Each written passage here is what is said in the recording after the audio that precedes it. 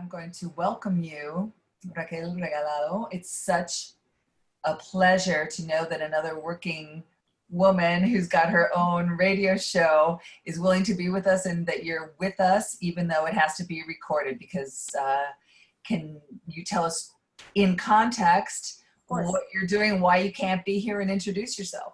Right. I would love to be there in person. But like I always tell people, I have 3 full-time jobs. I'm on the radio 9 to 12 every day, which is why I can't be with you guys today. I have 2 autistic teenagers who in and of themselves are a full-time job. And I also work for a private school, and I'm running for office. So thank you for allowing me to do this video. It was really important for me to talk about these issues. I promise you, if you do it after 12:30 next time, I'll be there. Wonderful. Well, we would like to tell you that women in leadership is one of our pillars. And the idea of having women in leadership is not only that it's important to have women at the table, but it's also important for women outside to be able to envision themselves as leaders. We would like instead for you to talk about some advice that you would have for young women, and maybe talk about some of the challenges that you have come up against in your career.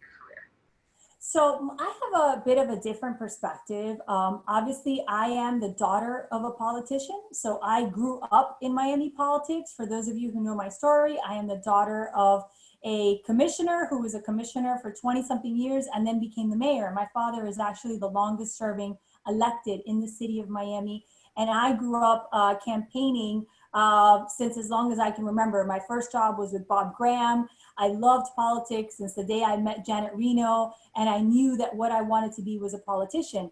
So for many years, I was my father's campaign manager, and when he was elected, I actually postponed law school to work for free at the city as his chief of staff. So I've always loved policy and went to law school with a desire to do policy later on.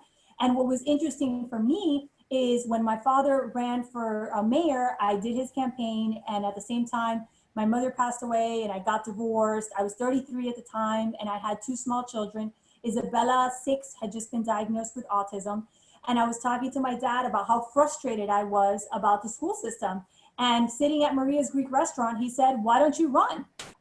So I ran. And at the time, people were like, "Well, what are you doing running? You have these 2 small children." I had a 6-year-old and a 4-year-old at the time. Everyone told me you should wait, raise your children, and after your children go off to college, then you can do this politics thing, because you can't be a mom and be a politician, which I disagreed with, even at the school board, which, by the way, we have to say is one of the few places where people tolerate female leaders, right? It's one of the first places where women can go and take that first step without being highly criticized. So even though I was running for the school board, I got this tremendous pushback.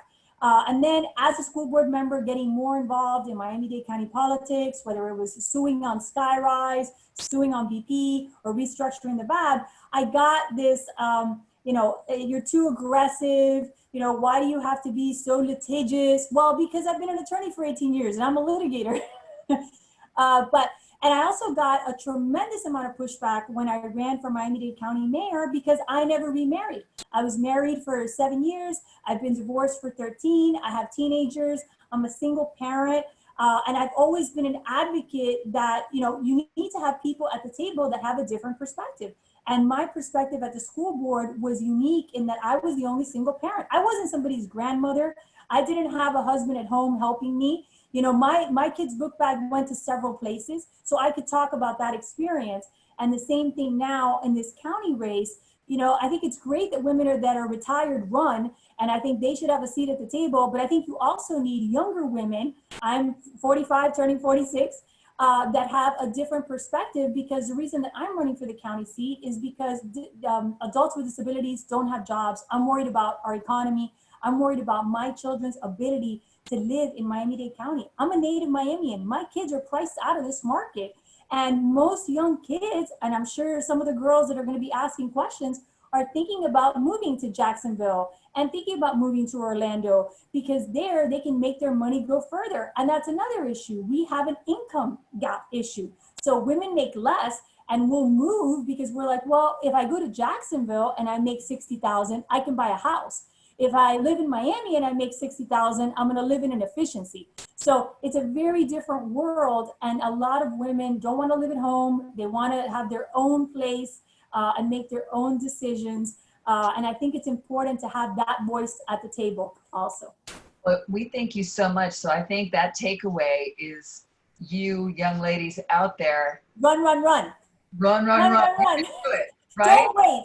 I mean, and listen, everybody makes their choices, but the one thing that I want the girls that are watching this to know is there is never a perfect time to run.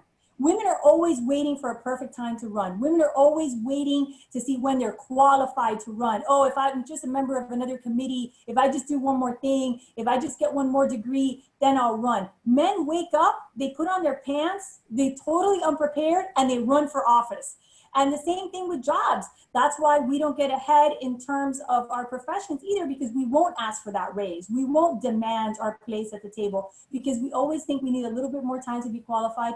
And last thing, we have a tendency to ask other women, and I love other women, but other women are the first ones to talk us out of running. And I have to say this because every time I've tried to talk wonderful women into running, they tell me that they're afraid of losing their privacy. They don't want to be criticized. They don't want negative campaigns. They don't want their kids to see that on Google. As someone who's been attacked 1,000,001 times, I will tell you, your kids are going to be so proud of you. They're going to tell everyone that their mom is a badass and that her mom gets things done. So don't let that stop you. Run, run, run.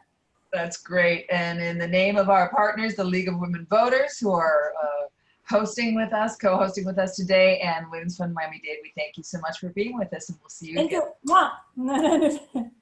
Right.